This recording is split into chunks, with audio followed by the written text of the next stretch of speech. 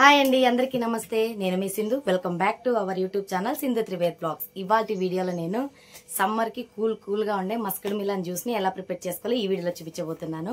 ముందుగా మన ఛానల్ ఎవరైనా ఫస్ట్ టైం చూస్తున్నట్టయితే సబ్స్క్రైబ్ చేసుకుని పక్కనే ఉండే బెల్ ఐకాన్ అయితే క్లిక్ చేయండి. అప్పుడే నేను ఏ వీడియో చేసినా కూడా నోటిఫికేషన్ రూపంలో మీ వరకు అయితే చేరుతుంది. సమ్మర్ లో కూల్ గా తాగడానికి మనం ఎక్కువగా ఇష్టపడతాం కదండి. అన్నం అవి తినడానికి మనకు అస్సలు సహించదు ఎండాకాలంలో.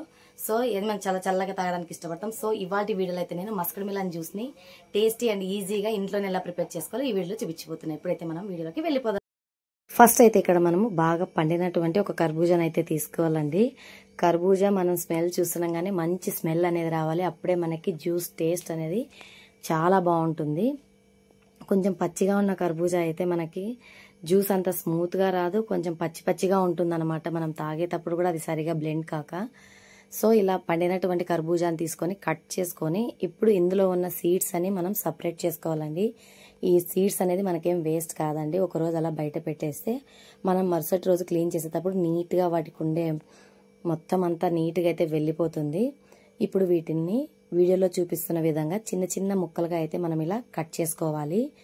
ఇప్పుడు వీటిని పీల్ ఆఫ్ చేసుకోవాలండి. ఇలా నేను కట్ చేస్తున్నాను కదా, అలాగైతే కట్ చేసుకోవాలి. చాలా మందికి తెలిసే ఉంటుంది, కటింగ్ కూడా మాకు తెలియదా మీరు చెప్తున్నారు అనుకోవచ్చు. కొత్తగా నేర్చుకునే వాళ్ళకైతే ఈ వీడియో యూజ్ అవుతుందని నేనైతే చేయడం జరిగింది. ఇప్పుడు ఈ ముక్కలన్నిటిని ఇలా పీల్ ఆఫ్ చేసుకొని ఒక బౌల్లోకి అయితే తీసుకోవాలండి. ఇప్పుడు ఒక మిక్సీ జార్ తీసుకొని మనం కట్ చేసి పెట్టుకున్న ఒక కప్పు కర్బూజా ముక్కలను అయితే మిక్సీ జార్లోకి యాడ్ చేసుకోవాలి. ఇప్పుడు మీ స్వీట్నెస్ కి సరిపడా షుగర్ని అయితే ఇక్కడ యాడ్ చేసుకోవాలండి. కర్బూజా స్వీట్ని బట్టి కూడా షుగర్ అడ్జస్ట్ చేసుకోవాలి. ఇక్కడ నేను 1/4 కప్పు షుగర్ని అయితే యాడ్ చేశాను.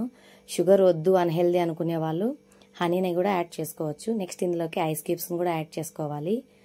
ఫ్రిడ్జ్లో కాచి చల్లార్చిన చిల్లిడు మిల్క్, చల్లగా ఉండే పాలను అయితే ఒక కప్పును యాడ్ చేసుకోవాలి. ఇప్పుడు దీన్ని మూత పెట్టేసుకొని వీలైనంత ఫైన్ పేస్ట్ లాగా అయితే మనం మిక్సీలో అయితే బ్లెండ్ చేసుకోవాలి. ఇక్కడ చూడండి, ఎక్కడే కానీ మనకి పలుకు అనేది లేదు, అంత ఫైన్గా బ్లెండ్ చేసుకున్న తర్వాత ఇప్పుడు దీన్ని మనము గ్లాసుల్లోకి అయితే షిఫ్ట్ చేసుకుందాము. ఇక్కడ నేను నానబెట్టిన సబ్జా గింజలను యాడ్ చేస్తున్నానండి. సబ్జా గింజల్లో మనకి రిచ్ ఇన్ ఫైబర్ ఉంటుంది. అలాగే ఎండాకాలంలో దాహాన్ని కంట్రోల్ చేస్తుందన్నమాట.